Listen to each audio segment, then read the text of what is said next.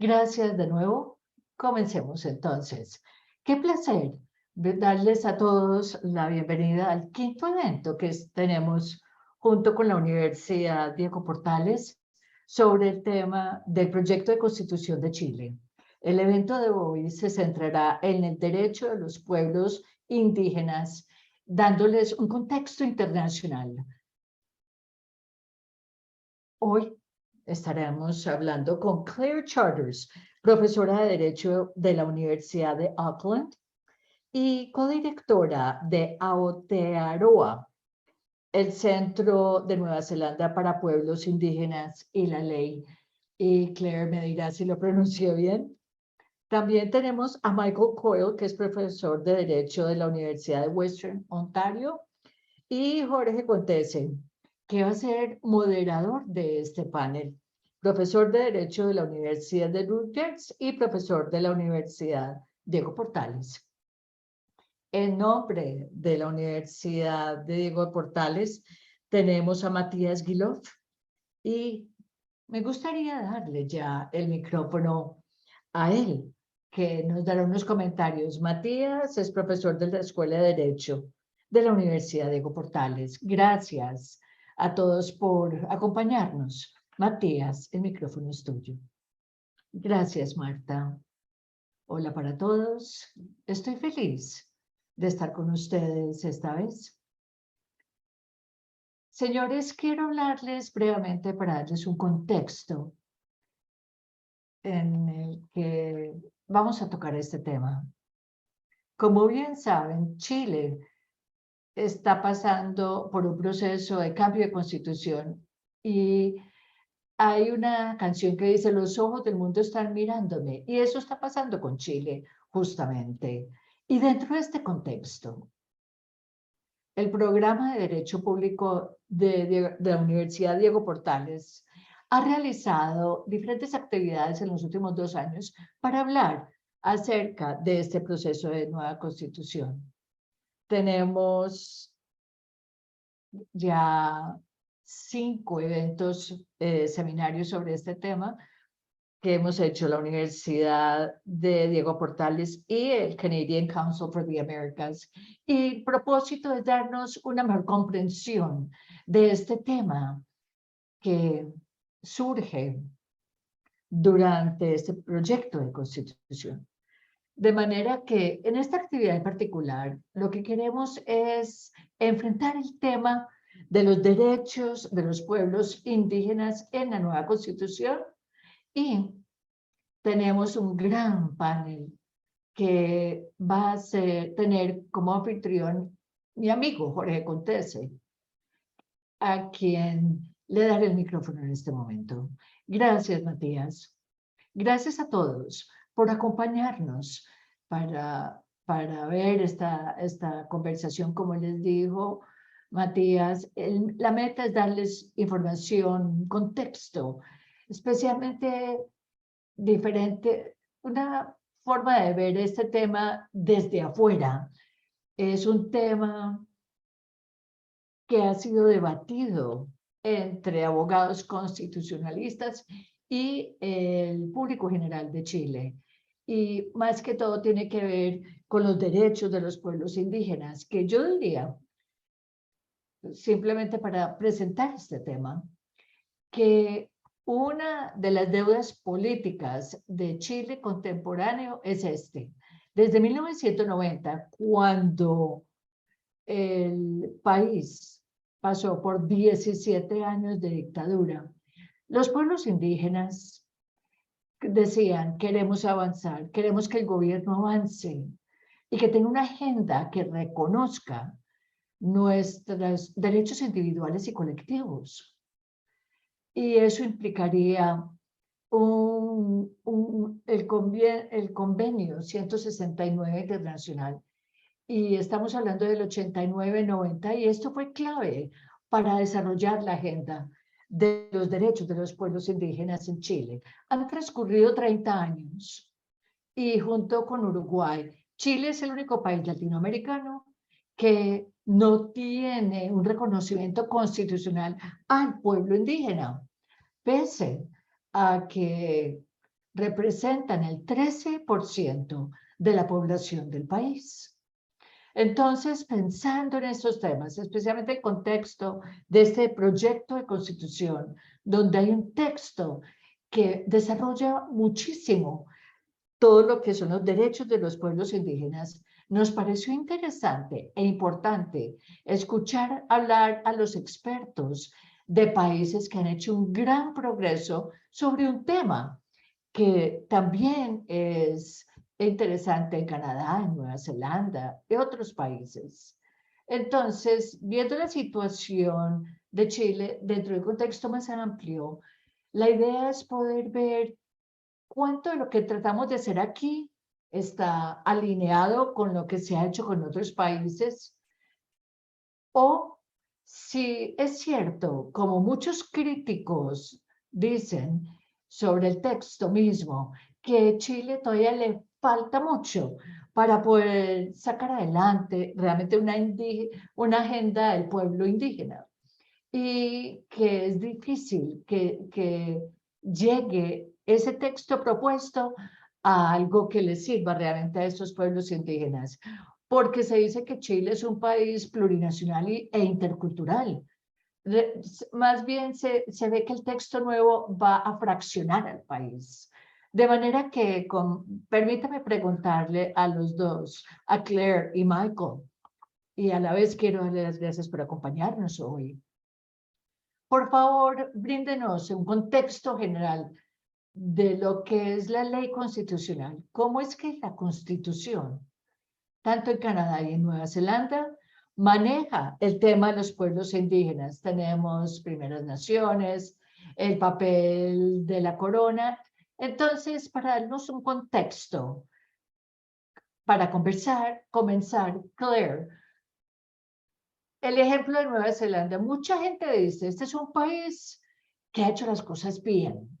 Cuando uno va a Nueva Zelanda, que yo he ido un par de veces, uno dice que los críticos dicen no hacemos suficiente. Pero Claire, ¿cómo ves tú lo que ha hecho Nueva Zelanda en cuanto a la interacción con los pueblos indígenas en el país?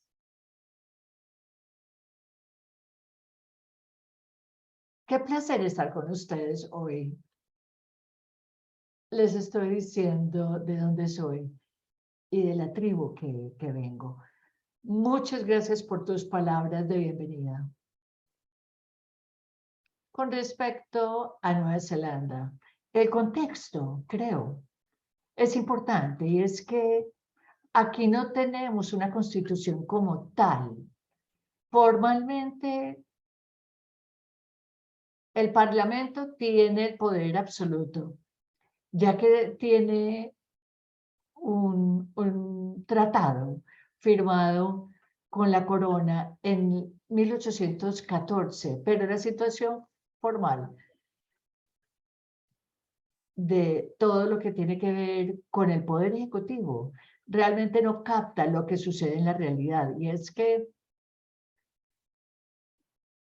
estamos hablando de que los indígenas representan un 16% de la población y que son una fuerza, y permanecen así pese a su autodeterminación, la indiscriminación y las disparidades sociales que sufren. Entonces hay un sentido, esta sensación de que Martia o las primeras llegadas de las personas aquí fue algo político, porque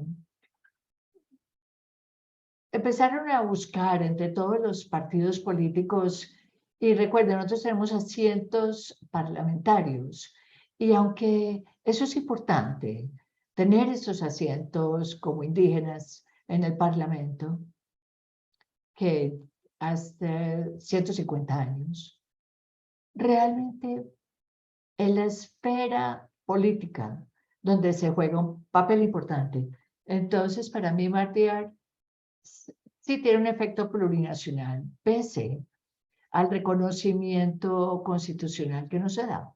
Es una situación única, ya porque nosotros no tenemos una constitución formal. Entonces, y yo diría también que tenemos muchas tribus aquí que tienen como su propio gobierno.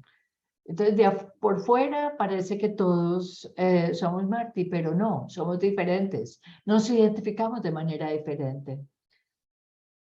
Entonces, quiero dejarlo aquí, pero sé que tenemos mucho más tela que cortar. Excelente, gracias, Claire. Michael, Claire dijo lo siguiente: pese a que no usamos la palabra plurinacional, aún nos consideran que Nueva Zelanda es un país plurinacional. En cambio, en Chile se dice que solo hay dos constituciones que son plurinacionales, es decir, que reconocen la existencia de diferentes naciones o de diferentes pueblos indígenas o de tribus. Se le puede dar muchos nombres. Entonces, si podemos tomar esa conversación y la adaptamos a Canadá, ¿cómo describiría usted, Michael, esa relación entre el gobierno de Canadá con sus primeras naciones? Bueno, gracias. Quiero darle las gracias a los organizadores por invitarme. Es muy rico aprender sobre este tema.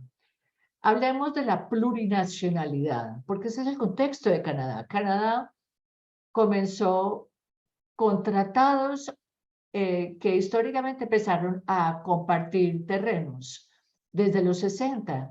Entonces, así, Canadá siempre ha reconocido la plurinacionalidad. Uno no firma un tratado con la gente que vive al frente, sino con otras gentes. Entonces, con esa base fundamental, Canadá sí es plurinacional.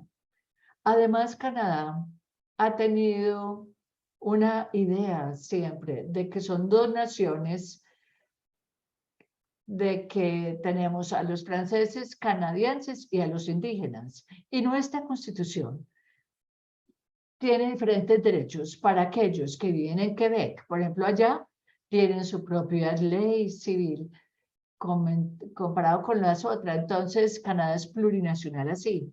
Pero volviendo al pueblo indígena y los tratados, tenemos el hecho de que nuestra constitución, que pasó en 1982 con enmiendas que se dieron en ese año, tiene una sección especial que reconoce y afirma los derechos de los pueblos indígenas de Canadá.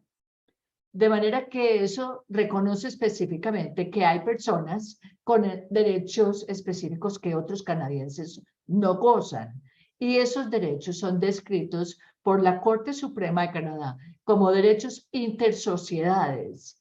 Son tratados entre sociedades, pero los otros derechos de pueblos indígenas como cazar y pescar provienen de los dos tipos de sociedades, indígenas y no indígenas. Entonces, aunque la Constitución de Canadá no usa la palabra en sí de plurinacional, sus principios en cuanto a los pueblos indígenas sí son plurinacionales. Gracias, Michael. Qué tan interesante. Algo que mencionaste que se relaciona con este tema, que hay dos cosas. Primero, muchas personas temen en Chile, dentro de este proceso del proyecto de constitución, temen de buena fe y otros no, porque saben que lo que dicen quizás no sea preciso. Pero si puedo tomar la mejor versión de la preocupación de la gente en Chile, yo diría lo siguiente: siempre hemos sido un Estado unitario.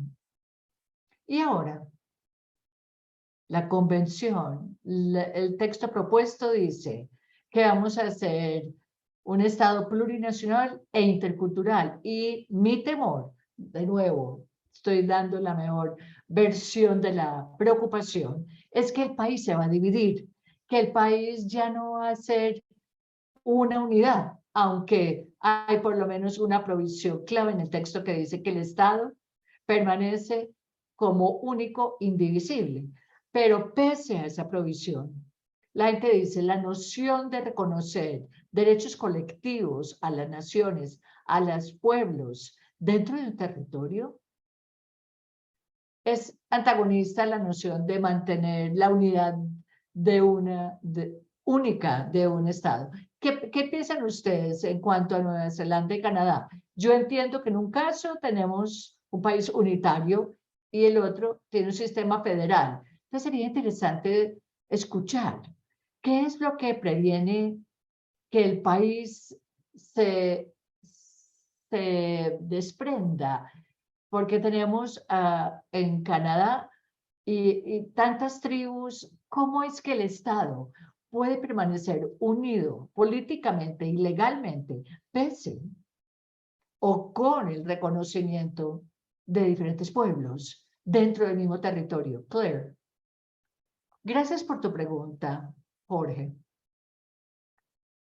Tenemos un diálogo muy similar aquí, donde se habla de ese reconocimiento de los pueblos indígenas. Se da como si fuera una separación, una interferencia con la unidad del Estado de Nueva Zelanda. Sin embargo, lo que yo creo que aún se da es que Nueva Zelanda se estableció como una nación donde había naciones indígenas y tribus indígenas y la corona. Entonces hay esa sensación de que nuestra fundación como nación se dio con eso. Sí es supranacional, pero va más, hay esta apreciación de que hay múltiples naciones aquí y que nos unimos para formar un Estado unificado. También desde otra perspectiva podría decir que hay una sensación de que para haber unidad tiene que haber derechos. Mari, por ejemplo, no se sentiría unido a un estado de corona con base en las leyes que hay, pero también para abordar la discriminación, las diferencias socioeconómicas, las estadísticas en cada situación. Entonces, la idea es para establecer unidad, hay que tener a Martí que quiera ser parte del Estado y poderse unir para crear un Estado unificado. Y como tal, tiene que tener un reconocimiento de sus propios derechos, especialmente, y es algo que es prevalente. Cuando uno habla de los derechos Martí, hablamos como de derechos constitucionales, es algo sinónimo, pero yo diría que eso es donde estamos ahora. Pero fundamentalmente tenemos unos temores de Chile, de que existe una mayor atención a lo que es lo que quiere la sociedad y lo que hace el gobierno y lo que ofrece para ambos. Gracias, Claire. Michael. Quiero señalar algo muy parecido. Yo ya dije que Canadá se estableció con tratados, pero en los últimos 140 años, en 1875, Canadá trató de sacar adelante un modelo unitario con pueblos indígenas, por ejemplo, la ley de indígenas, limitando los poderes del gobierno sobre los pueblos indígenas, y la Corte detuvo esos derechos, por ejemplo, de cazar y pescar. Por ejemplo, hace poco vino el Papa a visitar a Canadá por todo lo que pasó con los niños indígenas que fueron separados de sus familias, para tratar de forzar a los niños a dejar de saber sus propios idiomas y a ser mejor granjeros. Y esta es una experiencia de 1875 a 1980. Y la gente se dio cuenta que esa idea de intentar de ignorar y extinguir al pueblo indígena y su capacidad de tomar decisiones por sí mismo, no funcionaba ni para el pueblo indígena ni para los canadienses del común, que ellos puedan decir, me siento orgulloso de vivir en un lugar donde los indígenas no tienen trabajos, no pueden tomar decisiones sencillas para sus propias comunidades. Entonces, yo no soy indígena, pero desde la perspectiva no indígena era difícil justificar cuál era el propósito de tratar de destruirlos a ellos y de suprimir sus leyes.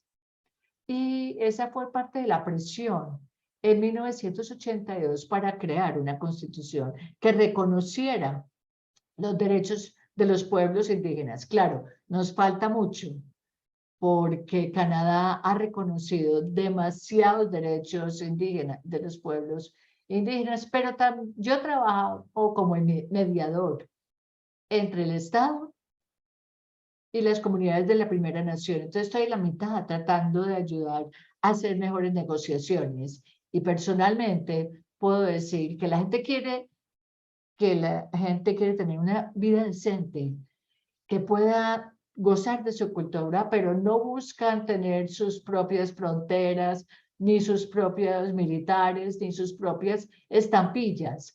Más bien, quieren vivir juntos de una manera que reconozcan su propia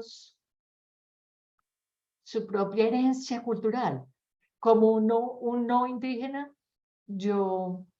para mí, no es algo consistente con la equidad, sino que es algo que se debe celebrar. Si me permite preguntar, no hay un solo evento que impulse el desarrollo político y legal como el que estamos tocando, pero Michael, hablaste sobre esta evolución, lo que pasó con los canadienses no indígenas que decían no podemos sentir orgullo. Michael, cuéntanos más. Y Claire, ¿existe algo en la evolución histórica de Nueva Zelanda donde uno diga, este es el punto que dio el giro, que hizo crear este giro, o donde hubo un proceso que dio para girar la relación o cambiar la relación entre el gobierno y los pueblos indígenas y cambió todo? ¿Hubo algo que ustedes pudieran señalar en su país donde dijeran que esto fue algo crítico y fue lo que dio a cambiar las cosas? Entiendo lo que dijo Michael, volviendo a la evolución que discutimos. Gracias por tu pregunta. En el contexto de Antigua y de Nueva Zelanda, yo diría que hubo grandes cambios en los 80 y estamos en un momento actual con lo mismo y en el contexto de Nueva Zelanda y probablemente en cuanto a los tiempos de otros países de Canadá, Australia y otros. Se sacó adelante ese movimiento indígena y esa influencia se dio muy grande. Entonces, internamente, aunque Martí siempre su autodeterminación para el gobierno, etcétera, yo creo que hubo un momento de reconocimiento nacional en cuanto a no honrar el tratado. Hubo una conciencia social que surgió en esa época, especialmente por Marley y protestas y unos ejemplos importantes e interesantes. A menudo cuando hay un cambio político significativo, no es aleatorio, pero es casi una coincidencia donde uno ve ciertos cambios y en ese momento el liderazgo de Mari dentro y fuera del Parlamento fue muy efectivo y como resultado de ello tuvimos el establecimiento del tribunal, que empezó a mirar lo que eran los derechos de estos pueblos indígenas. Entonces, teniendo ese tribunal, empezamos a ver recomendaciones y diferentes estructuras constitucionales. Y se ha podido documentar lo que son todos los problemas que han tenido los pueblos indígenas y ha habido como un mayor entendimiento de esos resultados. Entonces yo diría que hay una variedad de cambios internos y externos y de Martí que dieron para esto. Cambios en el tiempo y aún hay esta vergüenza de lo que sucedió aquí en Nueva Zelanda. Nosotros tenemos aquí una sensación, y creo que es bastante optimista, de que los derechos humanos, de que somos liberales, de que somos amables, tenemos esta reputación de ser lo máximos, pero no, esa reputación no es tan cierta. Pero aún así, hay una apreciación de qué sucedió con los pueblos indígenas. Es un tema sensible, pongámoslo así, y es importante. Podemos hablar de cambios más recientes más adelante, pero ese es el caso de Nueva Zelanda. Excelente. Michael, ¿tienes algo para agregar? En Canadá también hubo eventos, también aleatorios casi, que se dieron. Uno no es el papá de nuestro primer ministro propuso eliminar y extinguir el estado de los indígenas, cualquier estado especial para los indígenas. Él pensó que llegó la hora de salir adelante y dejar atrás la historia. Y eso provocó una gran indignación, especialmente entre los pueblos indígenas, públicamente. Y no era que los pueblos indígenas querían ser canadienses, sí, pero querían mantener su estado, su herencia. Eso fue en 1969. Y 13 años después, Canadá quiso repatriar su constitución y el Parlamento británico tenía que hacer ese cambio, ayudar. Y en ese entonces hubo un gran empuje indígena y aún en los tribunales del Reino Unido, de que Canadá no pudiera repatriar su constitución a menos que reconociera las promesas y los tratados que había firmado con los pueblos indígenas. Y dijeron, bueno, Canadá con seguridad va a honrarlo. Y hubo una sección que garantizaba los derechos indígenas que se metió en la Constitución en el último momento. Entonces, yo creo que esas dos acciones, primero, tratar de eliminar el estado del pueblo indígena, todos sus derechos, y la necesidad de que Canadá pudiera traer su constitución. Ambos hechos conllevaron a esta gran presión que fue excelente con el primer ministro, reconocer los derechos de los indígenas dentro de la Constitución.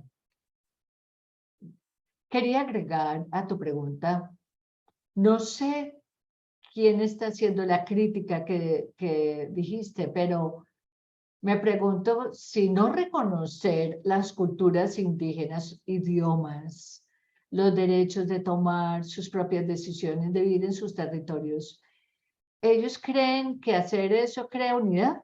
¿Será que eso garantiza que ignoremos la situación? Se lo dejo a los críticos.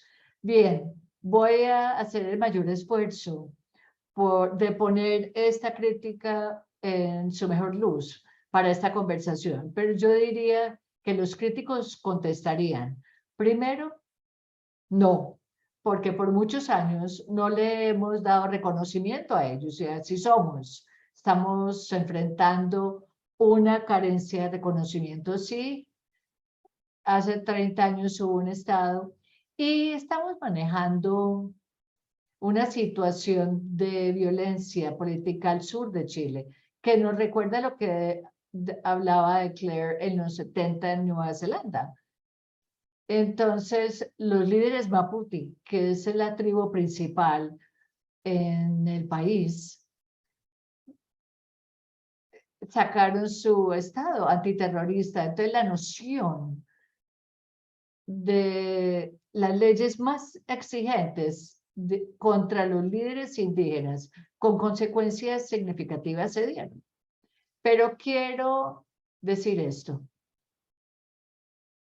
Algunas personas dicen, bueno, yo estoy bien con la constitución propuesta que reconoce o define al país como un país multicultural y como Canadá, porque Canadá es multicultural. Entonces, cuando uno piensa que es la plurinacionalidad, que es reconocer y entender que hay varias naciones o pueblos indígenas dentro de un territorio y un Estado interactúa con ellos. Eso es la plurinacionalidad. Ellos dicen, no, Canadá más bien es un país multicultural. Y si hubiéramos definido al país como un Estado multicultural, estaríamos bien. Pero claro, no es claro qué significa si uno no mira el detalle, como lo que dice Michael, de conocimientos, la autodeterminación, la capacidad de tomar decisiones propias. Entonces, Michael, cuéntanos, como vienes de Canadá, un país que muchos dicen que es la referencia. Canadá no se reconoce plurinacional, sino multicultural. ¿Tú qué opinas? Estamos hablando de manzanas y naranjas, dos cosas muy diferentes.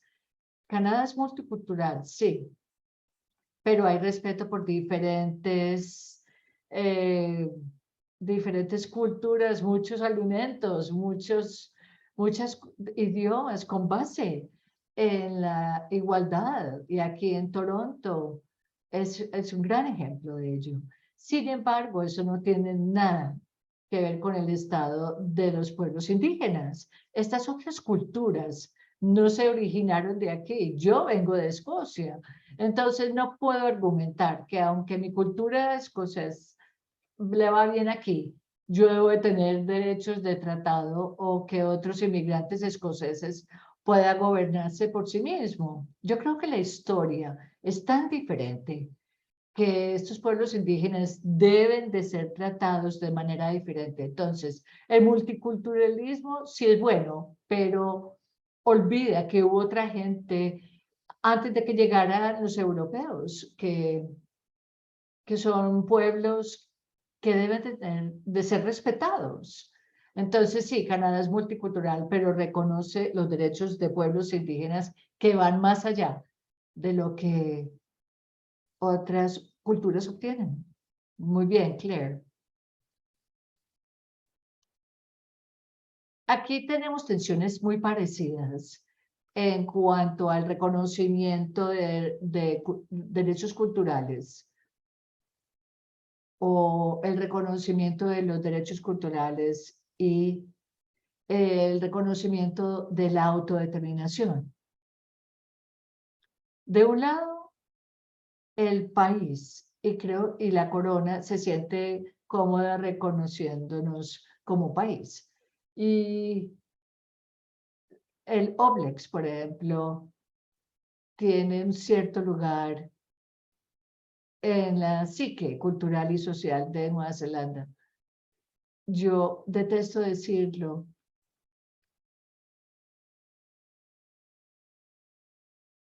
Es como una guerra, un baile de guerra que refleja que Nueva Zelanda como total se identifica como una nación que proviene con pueblos indígenas que tienen diferencias culturales. Entonces tenemos esta identidad formada por la cultura mártir. Como les dije, es mucho más difícil cuando se trata de derechos políticos, pero como bien dijiste y quiero repetirlo, hemos visto que los derechos políticos de Martí, como pueblos indígenas han cambiado. Y Martí ha dejado de reclamar su derecho porque realmente el Estado le da mucha dificultad poder aceptar esos derechos en particular que piden los pueblos indígenas. Yo diría que uno de los puntos aquí que hay que señalar es que la colonización continúa. Y la estructura colonial también continúa. Y controla Martí. Cuando Martí tiene su propio sistema de ley. Entonces, hasta que el Estado reconozca que Martí es una nación política con sus propias leyes, sigue la colonización, porque sigue tratando de imponerse sobre esos pueblos y de regular a Martí según sus propios imperativos culturales y políticos. Entonces, existe la percepción de que la colonización continúa hasta que uno reconozca a Martí como una unidad independiente. Hay que tener presente, sin embargo, que estamos tratando de unir a la gente, sí. No era de vivir juntos, pero también se necesita un reconocimiento por parte de una autoridad como la del Estado. Bien, excelente. Permítame ya cambiar de tema y preguntarles cosas más específicas acerca de cómo vincularnos con Martí y con Canadá. Pensemos en dos áreas. Una, yo diría la participación política y procesos de consulta. Cómo el gobierno se relaciona e interactúa con tribus y pueblos indígenas, como habló Claire, dándoles asientos, pero proyectos que el gobierno quiera desarrollar y a través de procesos de consulta. Y cómo Canadá y Nueva Zelanda abordan esto. Y luego quiero preguntarles sobre el pluralismo legal, que es otro gran tema que también en Chile ha ocasionado dolores de cabeza. Como ven ustedes, la Constitución reconoce los sistemas legales de los pueblos indígenas. Y claro, mucha gente se pregunta, ¿esto significa entonces que ellos van a ser separados, independientes, van a tener sus propios sistemas judiciales y legales? ¿Y que ellos van a tener privilegios cuando tengan que enfrentar los procesos judiciales comparado con los de Chile, los no indígenas? Comencemos con lo primero, los procesos, la consulta y la participación política, y luego lo que es el pluralismo político. Michael. En cuanto a la participación política, Canadá, a diferencia de Nueva Zelanda, no tiene asientos para los indígenas. Hay miembros indígenas, sí, pero no muchos. De hecho, ni siquiera en Canadá pudieron empezar a votar los pueblos indígenas, sino hasta 1960. De otro lado, sí tenemos reglas muy desarrolladas en cuanto a pueblos indígenas cuando una acción o un proceso corporativo va a ir contra los recursos o los intereses del pueblo indígena. Nosotros tuvimos la Corte Suprema que falló diciendo que aunque se cristalizan los derechos de los pueblos indígenas, mientras tanto, el gobierno de buena fe se tiene que sentar con los pueblos indígenas cuando parece que sus derechos potenciales son interferidos. Cuando un pueblo indígena que nunca ha firmado un tratado, en ese caso entrarían a sentarse con el Estado. En ambos casos, la Corte Suprema, aunque no lo dice la Constitución, dice que el Estado tiene el deber de hacer una consulta con la comunidad indígena y de escuchar y, si es posible, acomodarse a las reclamaciones de los pueblos indígenas. No hay una garantía, el gobierno tiene la última palabra, pero se sienta a hablar con los pueblos indígenas de buena fe. Pero en los últimos 20 años en Canadá hemos tratado de hacer que eso funcione. Cuando funciona, uno ve grandes beneficios para desarrollo de minería y oportunidades de empleo y todo para los indígenas.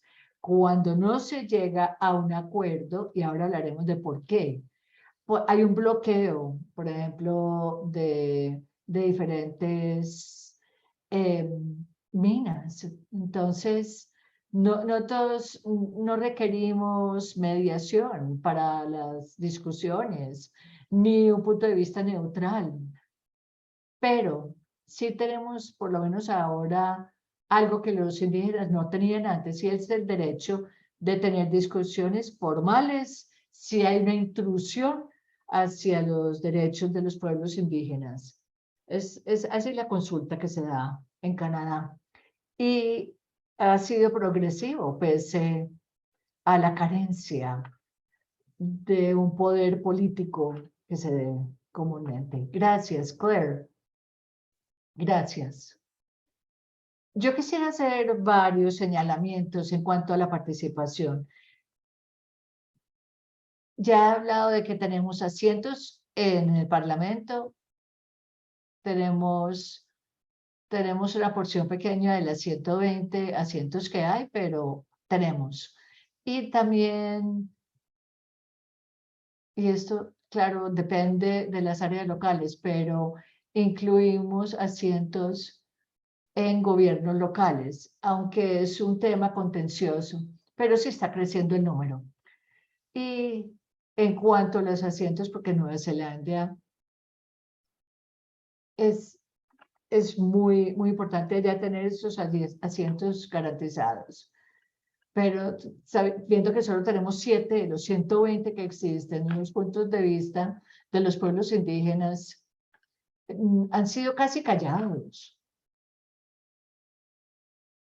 Hemos hablado de ejemplos, por ejemplo, cuando la mayoría pasó la legislación a una decisión que dijo que Martí sí tenía sus propios derechos.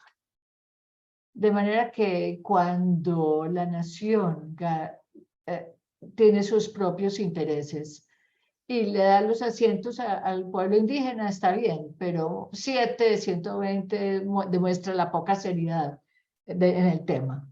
Eso es lo primero que yo diría.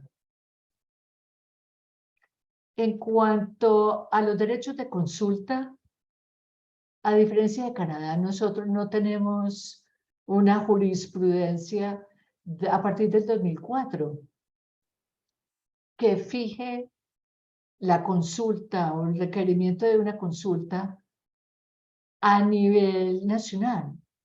Entonces, tenemos leyes estatales, sí, por ejemplo, más que todo para la gestión de recursos, pero no han sido fuertes, especialmente comparado con los estándares internacionales, se quedan cortos, pero tiene provisiones sobre los derechos de los pueblos indígenas, sus idiomas, que tiene que ver con consultas, pero yo diría que no es muy fuerte esta legislación. Hace poco, al interpretar algunas leyes ambientales, la Corte Suprema ha sido progresivo,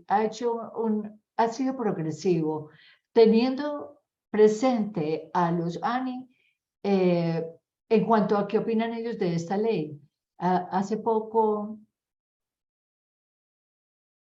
hubo una aplicación para poder hacer una exploración en una mina.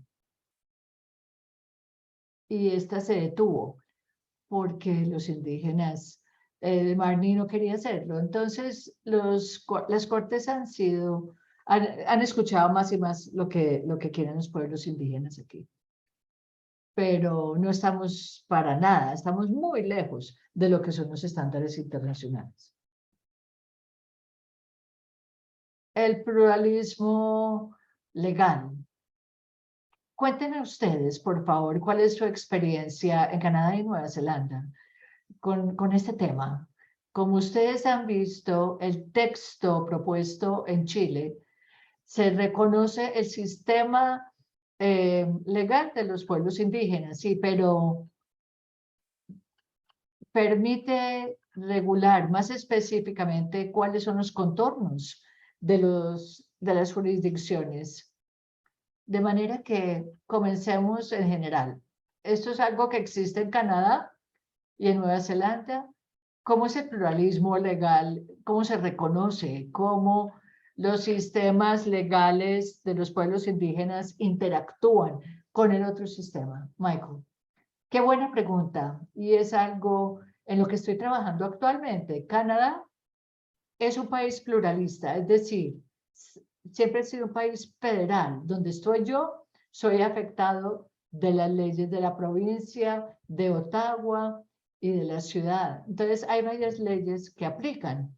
Entonces, si yo estuviera en Quebec, tendría otras leyes que seguiría. Entonces, nuestro país se basa en la idea que diferentes leyes se pueden aplicar en el mismo territorio y se ha dado en los últimos 150 años. Hemos tenido muchos casos sin crisis. En cuanto a reconocer las leyes indígenas, la historia es otra. Hubo casos en 1956 que se validó lo que eran el matrimonio de indígenas en Quebec, pero generalmente, aunque nuestra Corte Suprema de Canadá dice que la ley de los pueblos indígenas continúa vigente, no hemos visto que nuestra Corte Suprema diga que hay una ley específica que sea vigente. Vemos esto, lo que son disputas dentro de una misma tribu, o si se puede hacer una adopción dentro de la misma tribu. Pero sí hay una cosa positiva, y espero que se dé en Chile, y es que Canadá hace poco comenzó a investigar cuál fue la naturaleza de las leyes indígenas, cuáles leyes aceptaban estas comunidades, cómo se deben de resolver las disputas con valores indígenas.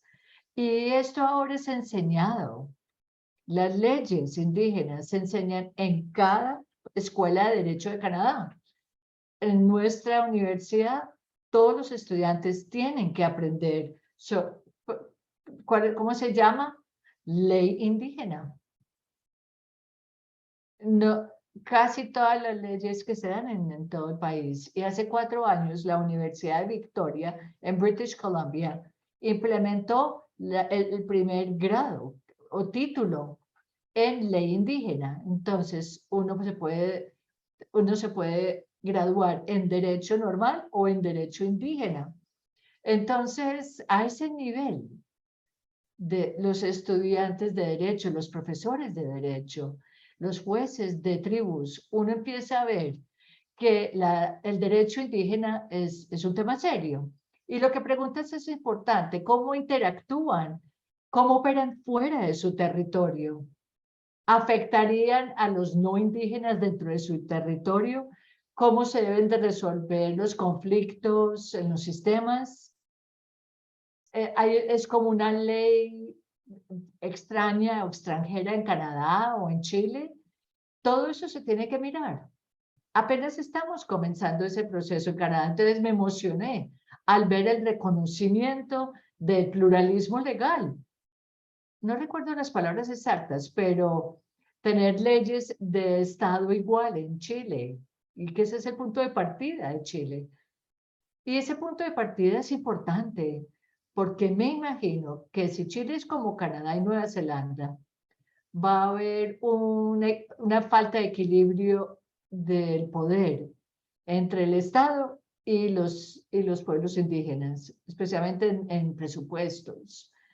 Confío que el gobierno no indígena podrá negociar adecuadamente para defender el régimen legal del Estado, pero viéndolo por fuera, desde afuera, es una propuesta importante que se pueda reconocer ese pluralismo legal, porque es una herramienta para que las Cortes de Chile puedan decidir por qué esta ley indígena no se puede aplicar y nos permite hacer negociaciones con personas indígenas para ver los contornos de cuáles leyes deben de aplicar, cuándo, qué limitaciones hay.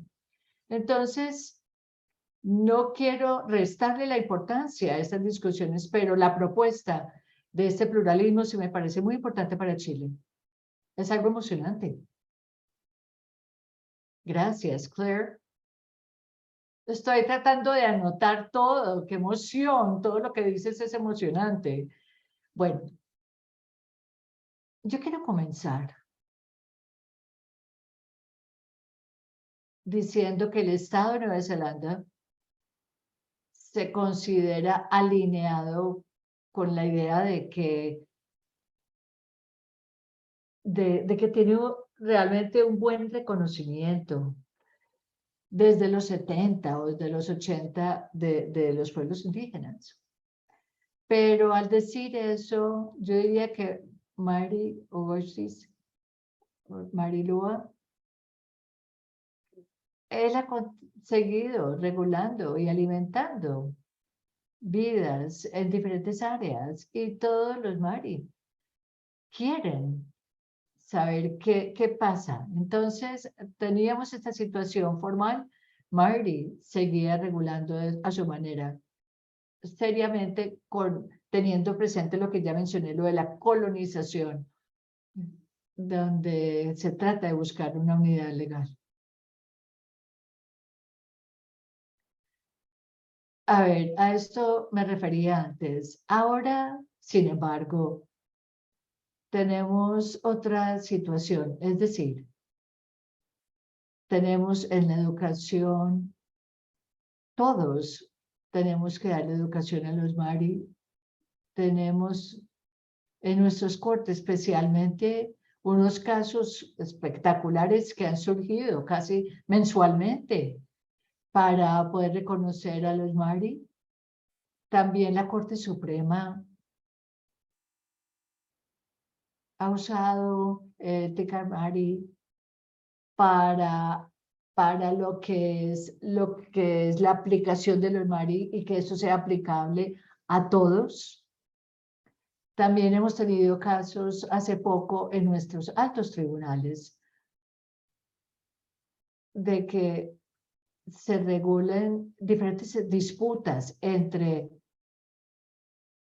un terreno, por ejemplo, y esto me pareció espectacular para poder determinar, es decir, las leyes de los indígenas y los no indígenas se pueden mirar y trabajar con ellas a la vez.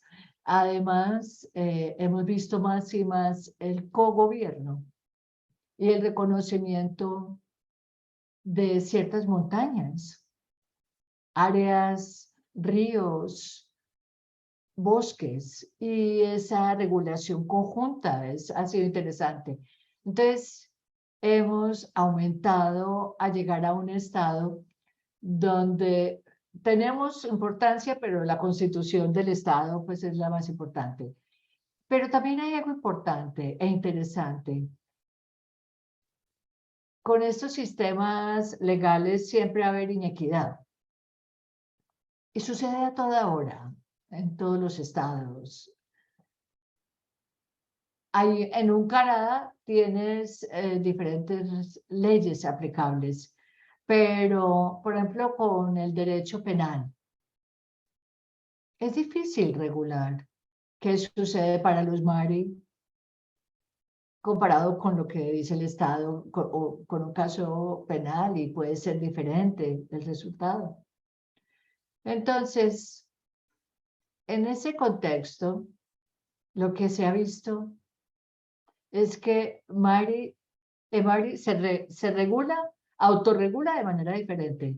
Y en muchos casos tenemos mejores soluciones. Y este es un contexto donde Nueva Zelanda tiene la mayor encarcelación del mundo, de como el 60% de nuestra población ha sido encarcelada, ha encarcelado a los Maori. Ese es el área penal y el sistema estatal no está funcionando. Entonces yo creo que en general necesitamos ver de manera diferente el derecho penal y necesitamos un sistema que responda al contexto cultural de aquellos que son encarcelados.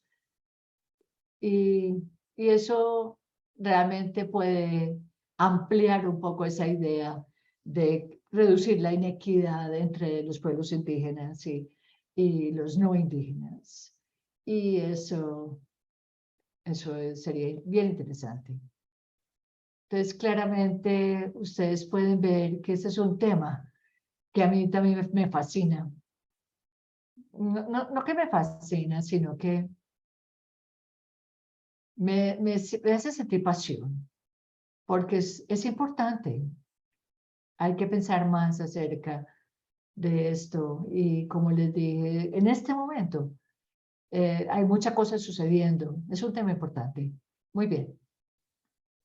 Bien, como estamos hablando de sistemas legales y nos quedan unos minutos, quiero preguntarles, esto viene del público, hablamos de Nueva Zelanda y de Canadá, que son países con common law, y estamos hablando de Chile, que tiene un derecho civil. Entonces, la experiencia de Canadá y Nueva Zelanda, ¿cómo aplica a Chile? Tenemos un sistema jurídico diferente. Ustedes hablan de decisiones de corte en Canadá y Nueva Zelanda. ¿Qué dicen ustedes con lo que ustedes han visto, el texto propuesto y su experiencia como canadiense o de Nueva Zelanda? Pensando en es posible, hay mucha gente que dice, ¿por qué hablan de Nueva Zelanda o Canadá o Estados Unidos, que tienen sus propias leyes federales y su relación con los nativos? Estamos hablando de un país de Latinoamérica. Mejor comparen a Chile con Bolivia, Ecuador, con Colombia, no con ustedes. ¿Qué piensas, Michael? Yo hablo de Canadá porque me lo pidieron, pero es una buena pregunta. Yo sé que gran parte de Canadá es manejada por la ley civil. En nuestra constitución es así. En la constitución de Canadá, los derechos indígenas se definen como una ley federal general diferente a la ley civil que hay. A mí no me parece que el lado civil afecte los principios y que el Estado esté dispuesto a reconocer los diferentes sistemas en el país. Esto me hace pensar en Nueva Caledonia, que es francesa, y la disputa entre Cadac y los civiles es gobernado por sus propias costumbres y leyes.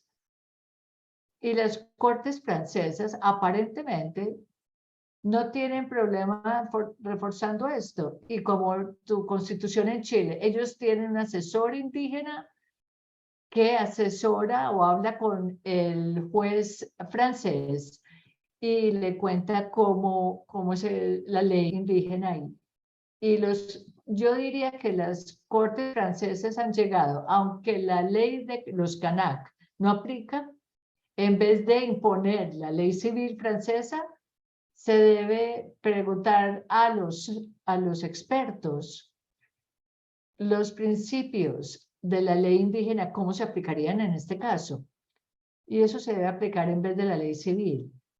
Claro, hay otros países que reconocen los derechos de los pueblos indígenas con la ley civil, pero, y por eso no puedo pensar por qué deben de surgir diferentes preguntas a lo que se ve en Canadá y Nueva Zelanda. Fascinante, gracias. Claire. Como Michael, yo no quiero hablar mucho sobre jurisdicciones que no conozco y con las que he tenido poca experiencia. Pero sí me gustaría decir lo siguiente. Los sistemas civiles aún están sujetos a los derechos de los pueblos indígenas y como una jurisdicción se da cuenta de esos derechos, puede hacerse de una manera diferente, pero aún existen esos derechos allá afuera y en cada jurisdicción o en cada país deben de darse cuenta de que eso existe, primero. Segundo, me pregunto, que hay una distinción entre el sistema de jurisdicción civil o no. La distinción más es cómo el sistema legal funciona y la aplicación de la Constitución. Por ejemplo, yo pensaría que, tengo que tener cuidado porque no he investigado ni he vivido con la ley civil, pero yo diría que los derechos constitucionales de la legislatura no sería muy diferente en ambos sistemas jurídicos o legales. Yo creo que hasta el papel de las cortes podría diferir, pero en práctica, como dijo Michael, no creo que haya mucha diferencia de cómo los jueces juzgan casos. En cuanto a lo que son las normas y los protocolos que se siguen y las interpretaciones que se dan. No sé para mí la distinción no es tan grande y yo siempre diría que tenemos que aprender de los unos y los otros. Siempre pienso en qué tipo de consejo le daría yo a Marty y qué me dirían ellos. Y una cosa que sí diría yo, asumiendo que los derechos de los pueblos indígenas sean protegidos y honrados. La idea es que los estados suman, asciendan, y eso es bueno. Ayudarle a los demás estados a que piensen y se sientan confiados de cómo proteger a los pueblos indígenas. Es así de sencillo. Es bueno aprender de nosotros y confiar que el mundo no va a cambiar por tener esas diferencias. Que va para mi última pregunta para ustedes. Quiero darles a ustedes un espacio para que comenten sobre cualquier cosa que sobresale. Cuando ustedes leen el texto del proyecto de Constitución de Chile.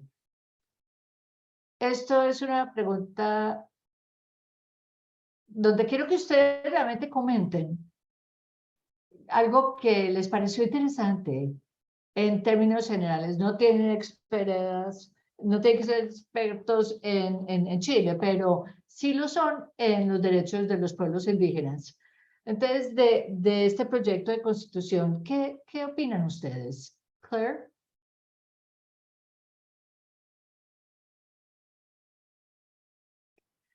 Bueno, creo lo que me inspiró de este texto es que hay muchas cosas que podemos aprender de ella. Un comentario que daría yo, de donde estoy, Es que es interesante haber visto un elemento de derechos y otro político. Nosotros los Mari nos centramos más en protección de los asientos en el Parlamento, porque recuerden que no tenemos otras cosas sino asientos. En Canadá sucede lo opuesto.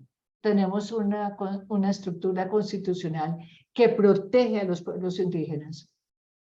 Tienen la ley mayor que obliga a esa protección de los pueblos indígenas. Pero veo en este proyecto de constitución que ustedes tienen ambos. Es decir, hay asientos garantizados en el Congreso y me parece también que también en el Senado.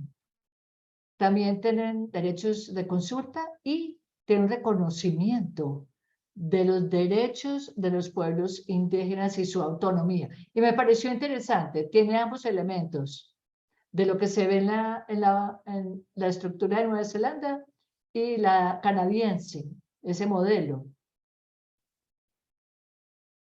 con la constitución de Kainua, me pareció interesante. Y obviamente, diferentes puntos específicos que ya hemos tocado hoy. El autogobierno, la autonomía, el pluralismo, los recursos, derechos de agua, me pareció espectacular, etcétera. Gracias, Claire. Michael. Como Claire, me pareció que el proyecto de constitución inspira.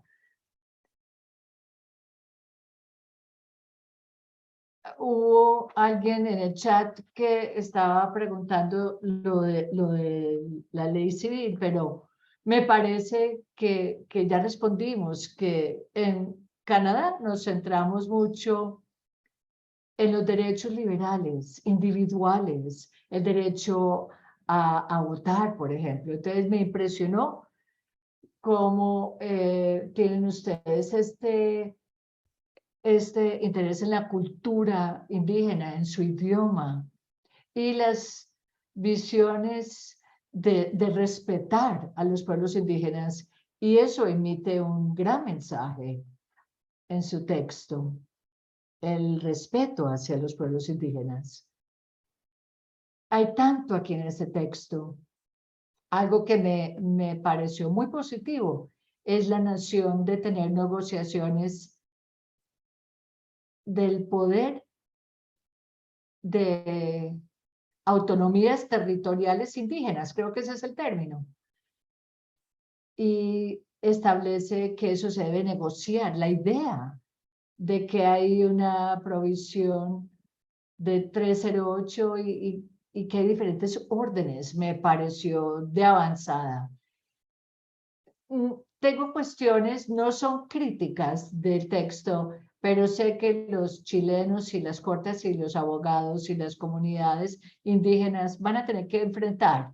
Por ejemplo, estoy viendo el 102. El Estado garantiza el derecho de los pueblos indígenas a sus terrenos y a sus recursos. Eso es más o menos lo que dice la Constitución, pero eso estamos hablando de terrenos tradicionales o se define mejor. No vi una respuesta en este texto, pero me imagino que hay desarrollo, por ejemplo, de minería en terrenos donde los pueblos indígenas siempre han estado, siempre han vivido ahí, y que eso puede ser un problema.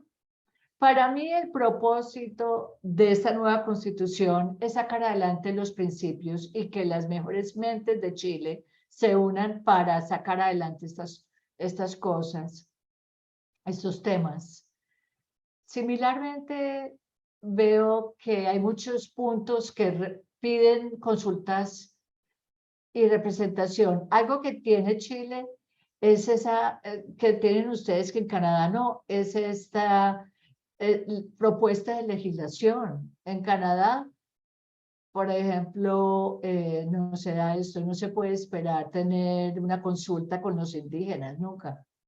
Entonces, eso me pareció interesante, pero algo que yo miraría, si la Constitución pasa, es cómo la consulta y la negociación se va a estructurar. Como les dije antes, para mí lo interesante es la negociación misma.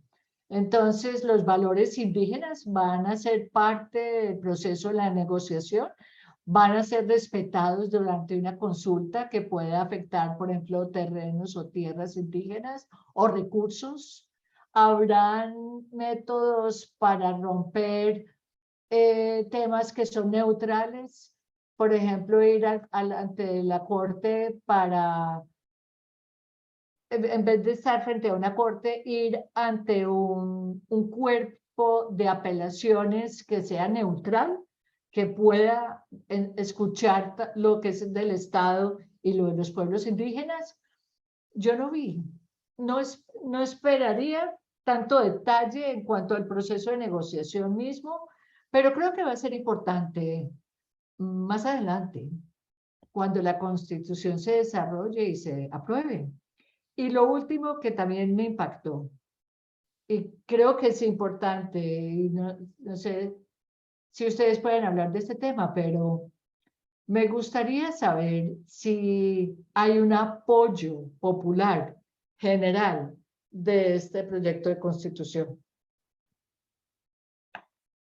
En Canadá, a veces hemos visto que la mayoría de gente no conoce temas de indígenas, o hay ciertas cosas, hay ciertos referendos que han fallado porque se tocan demasiados temas a la vez. Los derechos nacionales de Quebec y cambiar el Senado y todo eso es complicado. Y que no pasaron por abarcar tanto. Yo creo que el proceso es fuerte, teniendo su asamblea constitucional. Veo que el presidente no es indígena, pero es un gran representante y no sé si ustedes tienen algún comentario de si hay un sentido de que la propuesta tiene un gran apoyo del público. Sería fantástico si lo hubiera. Gracias. Quiero decir un par de cosas y quiero invitar a Matías para que nos acompañe. Y Marta, cuando tú también puedas acompañarnos para abordar algunas de las preguntas. Primero, todas las encuestas hasta ahora sugieren que el voto de rechazo lleva 10 puntos de delantera versus la aprobación del voto en septiembre. Yo diría, o muy personalmente, que la noción de reconocer a los pueblos indígenas y la plurinacional, y por eso les pregunté sobre este concepto, porque ha tenido tanta resistencia hasta el punto que yo diría que estamos casi en la frontera del racismo, parece un elefante en el cuarto.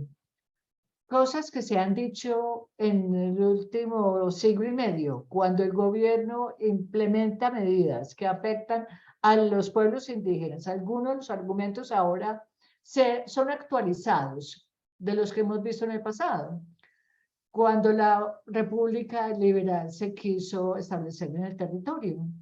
Entonces, mi respuesta son dos. Primero, no sabemos qué va a pasar con el referendo. Y segundo, gran parte de las incertidumbres relacionadas con la resistencia se ha visto entre la élite contra este reconocimiento se da. Y por último, con respecto a Michael, este proyecto de constitución ha dejado muchas cosas abiertas a la siguiente legislatura. Entonces, para un país con ley civil, yo diría que somos ansiosos cuando no vemos el detalle mismo que se necesita para sentir, bueno, las cosas están bajo control. Entonces, la noción de que gran parte se lo están dejando la legislatura junto con lo que es la constitución que viene de Pinochet y que el Congreso puede empeorar todo. Para nosotros, el Congreso es una garantía de que los derechos fundamentales iban a ser respetados. Entonces, ¿cómo ese proceso se va a dar? No sabemos. Y por último, como Chile está ratificando la IO 9 de 2008, hay unos procesos ratificados, unos con éxito, otros no. Pero hay experiencia, no es algo totalmente nuevo en el país. Y por último, en cuanto a tierras, existe una provisión transitoria clave en este proyecto de constitución que dice que el gobierno tendrá que fijar o crear una comisión especial que investigue qué le pasa a las tierras, de manera que el proceso de restitución de tierras, sin importar cuánto demore, para mí va a demorar mucho, si se aprueba este proyecto, ver cómo se van a dar esas interacciones. Solo para darle un contexto a las buenas preguntas que Michael nos dio al final. Bueno, señores, quiero darles las gracias a Claire, a Michael, por esta excelente conversación. Sé que tenemos otras cosas que hacer y ahora escuchemos a Matías y Marta. Gracias, Claire. Gracias, Michael, por acompañarnos hoy. Gracias. Gracias, Jorge. Gracias, Jorge, Claire y Michael, por este gran panel de nuevo. Es como un tema común en estos 5 seminarios que ya hemos realizado. El tema de las culturas legales, de cómo las culturas legales se adaptan a diferentes fenómenos o a diferentes exigencias legales. Y es fascinante ver el surgimiento de nuevo. Y espero que podamos seguir haciendo estas actividades tan interesantes y entender mejor estos temas que surgen de este proyecto de constitución. Entonces, con esto, escuchemos a Marta. Gracias, Matías, y gracias a todos. De nuevo, Jorge, gracias por tu buena moderación de este panel. Claire y Michael, gracias de nuevo, y Matías. Y Domingo Lovera, que no pudo venir, pero gracias por su colaboración. Por favor, busquen nuestros eventos a futuro sobre este tema y otras cosas en Chile y en el resto de la región. Visítenos en cca.canadá.com para ver este video y otros temas de la región. Y quiero contarles que este video o este evento mismo va a estar disponible en el audio original en inglés como también en español lo más pronto posible para final del día de mañana. Entonces, estén pendientes. Entonces, de nuevo, gracias por acompañarnos. Espero verlos de nuevo. Y gracias a nuestros panelistas. Tengan un buen día. Muchas gracias. Adiós. Gracias. Adiós.